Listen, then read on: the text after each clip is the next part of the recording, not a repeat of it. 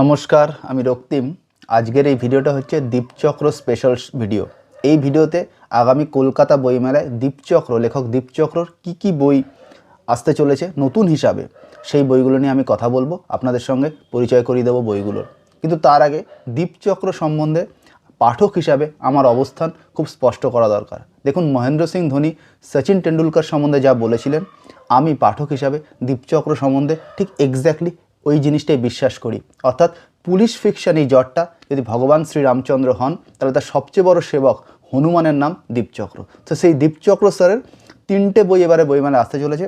প্রথমটা তেজস্বিনী, এটা বেরিয়েছিল এপ্রিল মাসে 1 বৈশাখ নাগাদ।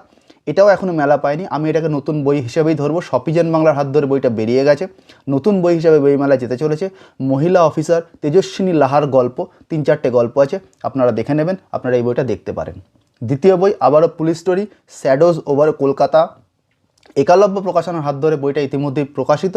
দীপচক্র স্যারের অভিরাজ সিরিজের 3য় বই, এই 3য় বইটাও বেরিয়ে গেছে এবং আপনারা হয়তো অনেকেই জেনে থাকবেন এই সিরিজটা দীপচক্র স্যারের বেশ সফল সিরিজগুলোর মধ্যে কিন্তু পড়ে এবং এটা কলকাতা পুলিশের জুরিসডিকশন এলাকায় বিভিন্ন ধরনের সত্যাশ্রিত ঘটনাকে ফিকশনালাইজ করে স্যার লিখে থাকেন এবং পাঠকদের আনন্দ দিয়ে থাকেন। এবং ওনার এই চরিত্র অভিরাজ সেন, তিনি কলকাতা পুলিশের একজন আধিকারিক।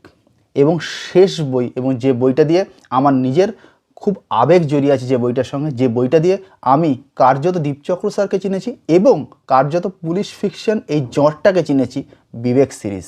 বিবেক সিরিজের 4র্থ বই দ্য ডার্ক সিক্রেট, এই বইটা শপিজেন বাংলার হাত ধরে প্রকাশিত হতে চলেছে, তার অ্যানাউন্সমেন্ট এসে গেছে।